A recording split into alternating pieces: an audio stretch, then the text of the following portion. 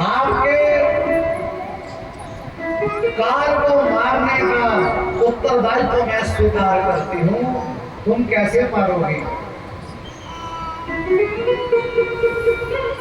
कहती थी कई बार मैं चाहूंगी जितने ब्रज में नए नए नूतन नवजात शिशु होंगे, बच्चे होंगे, उन सबको दूध पिलाने के बहाने विषपान कराऊंगी और जितने नवजात बच्चे हैं सब मर जाएंगे। उसी बच्चों के उन्हीं बच्चों के बीच में आपका काल भी मर जाएगा। बहुत अच्छी बात। सुंदर रूप धारण करके पूतना बड़ी गोकुल की और सुंदरता को ऐसी महाराज कहा कि ऐसा लग रहा है जैसे साक्षात लक्ष्मी अपने पति को मिलने के लिए गोकुल में आई हो कि मेरा पति गोकुल में आया है बाल रूप लेकर के, मुझे देखने जाना चाहिए मेरा पति, मेरे पति देव बालक रूप में कैसे लगते हैं। आप लोगों की जब शादी होती होगी, नई नई जो लड़कियां हैं, तो जब उनकी सास दिखाती होगी ना कि ये तुम्हारे पति की बचपन की फोटो, तो बड़ी खुश होकर देखती होगी। हमारा पति इस अवस्था में तो 20-25 साल की उम्र में तो हम देख ही रहे हैं उसको, लेकिन वो 7-1.5 साल की उम्र में कैसा दिखता होगा, ये कुतूहल कन्याओं के मन में होता है। और कहीं पेटी साफ करते हुए, संदूक साफ करते हुए पुरानी डायरी मिल जाए, और यदि किसी के घर में ना मिले तो फोटोग्राफर के पास चले जाना, है ना रविकांत, इनके घर में पुरानी पुरानी फोटो पड़ी हुई है, आपके सबके सास ससुर उनके पुत्र की फोटो। यदि वे साफ सफाई करते समय अपने पति की 6 महीने की फोटो दिख जाए तो आनंद आ जाता, अच्छा आप ऐसे दिखते थे।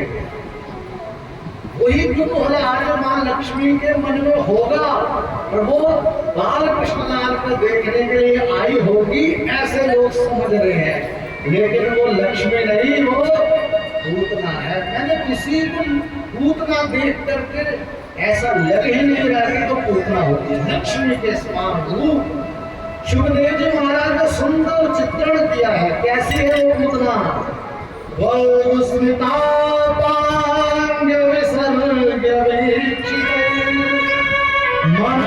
मनोहरन्ति वरदां प्रजौकसां अमं सदां भोजकरेण रूपिणी श्रियं द्रष्टुमिवागतां पतिम्।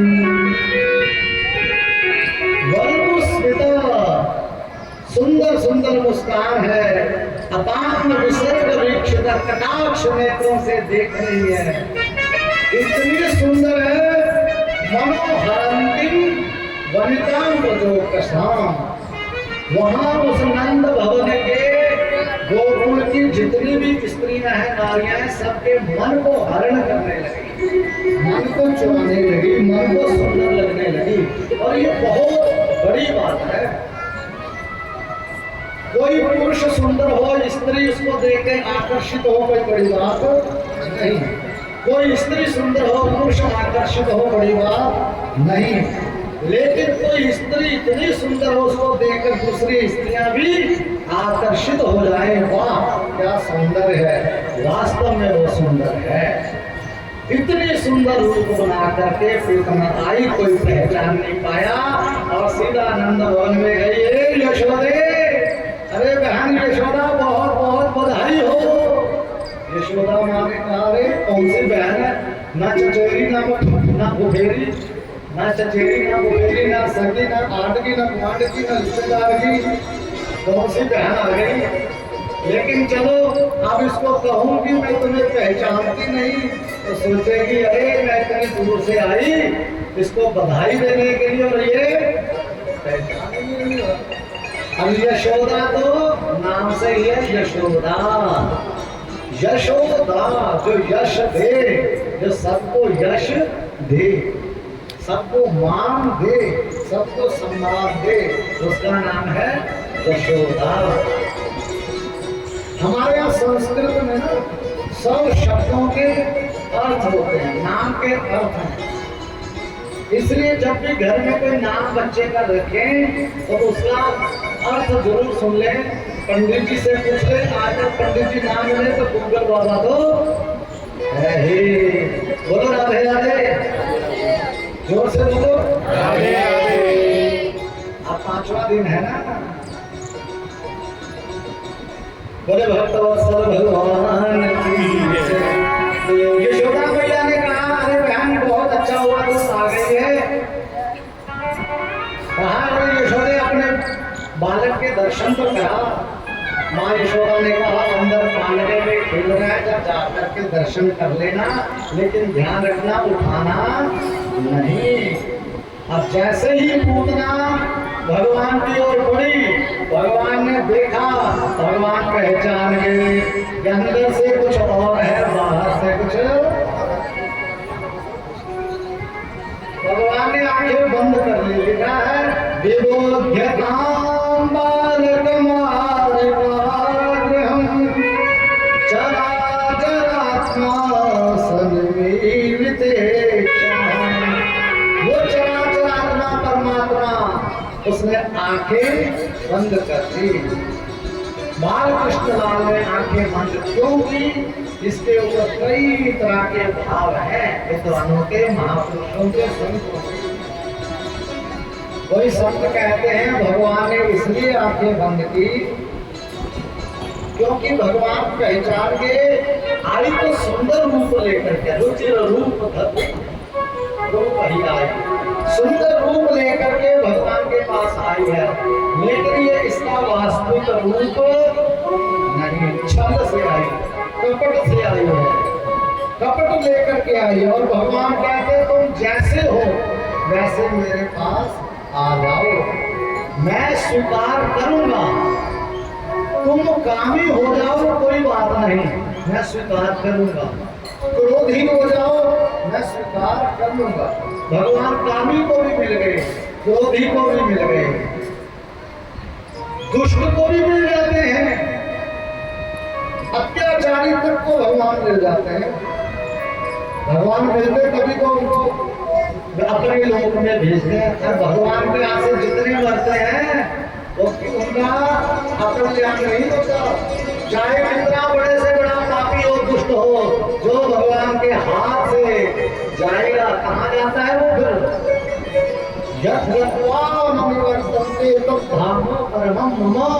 जहाँ जाकर के वापिस नहीं आया जाता, उस वैकुंठ लोक में जाते हैं। भगवान ने सोचा काम, क्रोध, लोभ, मोह, मद, मात्सर्य, ईर्ष्या, अहंकार, द्वेष कुछ भी तुम्हारे पास हो, मैं चिंता नहीं करता, मैं तुम्हें स्वीकार कर दूंगा। परंतु एक चीज तुम्हारे पास नहीं होनी चाहिए। वो कौन सी? कपट, कपट, छल। अंदर कुछ हो बाहर कुछ ये ना हो, बाकी कुछ हो कोई चिंता नहीं है। गोस्वामी तुलसीदास जी ने अपने रामचरितमानस में सुंदर व्याख्यान किया। भगवान अपने मुख से कह रहे, श्री राम अपने मुख से कह रहे हैं कि केवल मुझे कपट और छल छिद्र नहीं अच्छा लगता, बाकी कुछ भी हो मैं तुम्हें स्वीकार कर लूंगा। मुझे कैसे आदमी अच्छे लगते हैं? जिनका मन साफ हो, निर्मल हो। निर्मल मन वाले जन ही मुझे अच्छे लगते हैं। निर्मल मन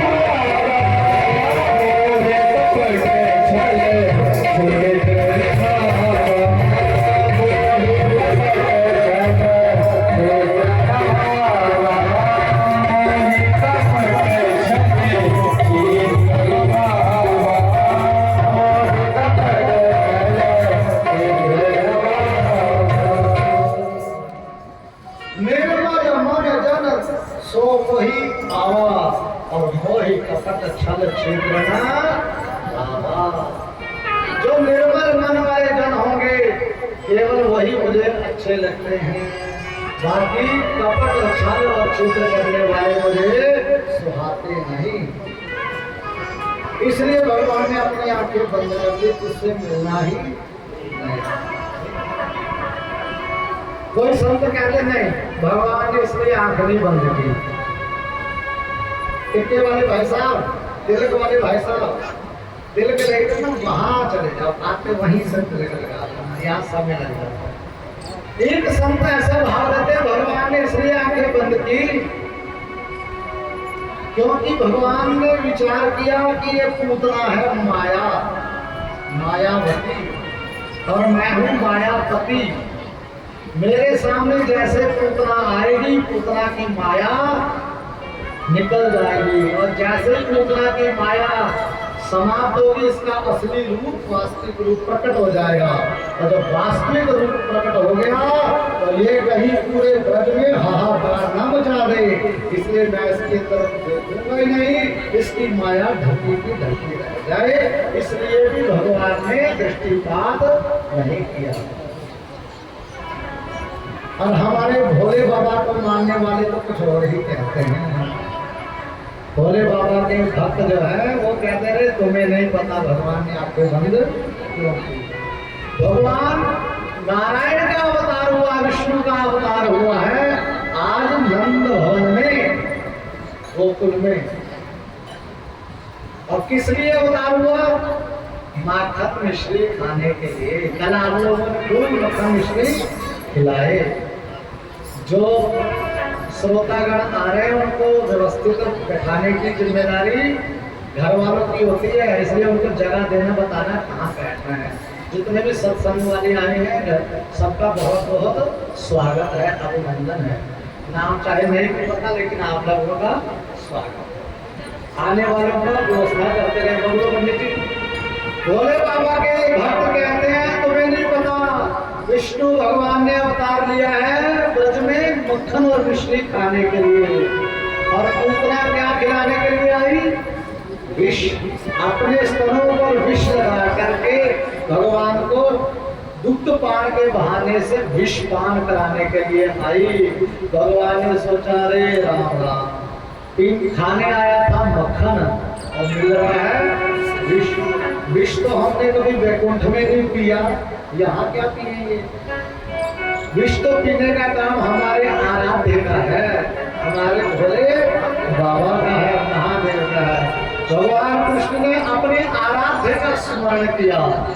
भगवान कृष्ण के आराध्य हैं भगवान भोलेनाथ, भगवान भोलेनाथ के आराध्य हैं भगवान कृष्ण, चाहे राम हो। तो विष्णु भगवान के आराध्य हैं शिव, और शिव के आराध्य हैं विष्णु।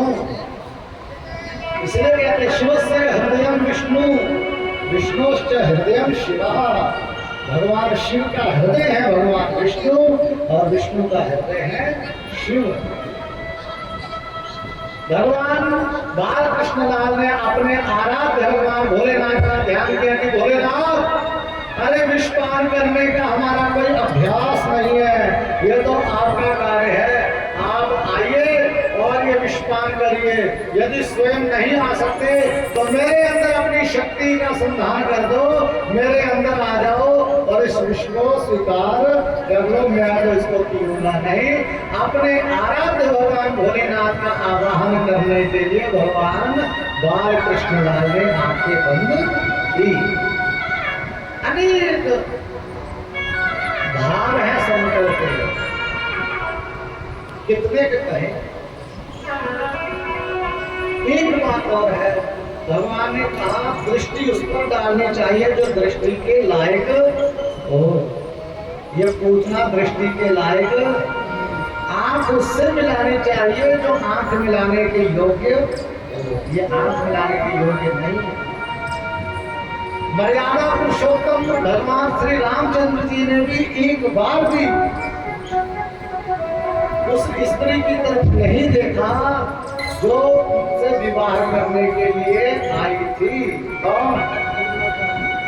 शूर्पणखा। ऐसे ऐसे बड़ी माता है शूर्पणखा। नख मैंने होते हैं नाखून, और शूर को मैंने छाछ, जैसे ना तो कनक को साफ करते ना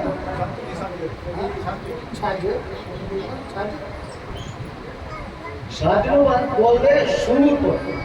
तो छाछ की तरह के लंबे लंबे चौड़े चौड़े नाखून हो, उसको बोलते हैं शूर नखा। पुराने जमाने की बातें आजकल मत लेना दिल में, आजकल इतने मर्जी लंबे रखो, कोई दिक्कत नहीं है। आजकल शूर नखा कह करके ही जाना है, रोटी भी तो खाली रात को। शूर नखा की ओर भगवान ने एक बार भी दृष्टिपात नहीं किया, जितनी बार भी बोला देखते हैं भगवती सीता को और बात कर रहे हैं शूर्पणखा से। भगवान ने बताया जो दृष्टि के लायक नहीं उस पर दृष्टिपात ना करो। एक संत तो कहते हैं जब भी भगवान के हाथों से कोई मरता है भगवान उसको उत्तम लोक में भेजते हैं।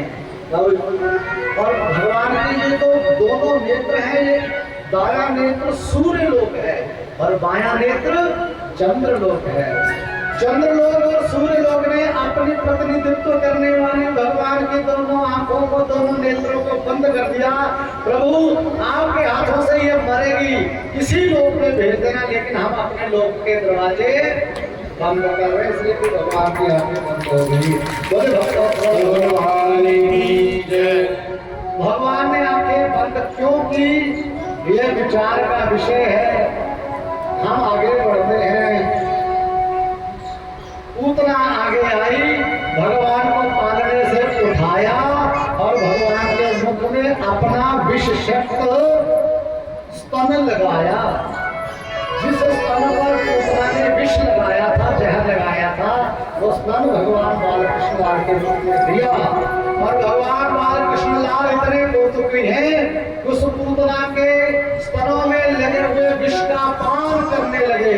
सारा विष जब समाप्त हो गया तब पूतना के दुग्ध का पान करने लगे। धीरे धीरे पूतना का सारा दुग्ध भी समाप्त हो गया। अब पूतना के प्राणों का पान करने लगे। अब जब प्राणों का पान करने लगे भगवान बालकृष्ण पूतना घबराई है, प्रताड़ना हुई, त्रस्त होने लगी, दुखी होने लगी, संकट होने लगी। छोड़ दो, मुंच छोड़ दो। भगवान ने कहा पूतना हमें यही काम नहीं आता, छोड़ना हमें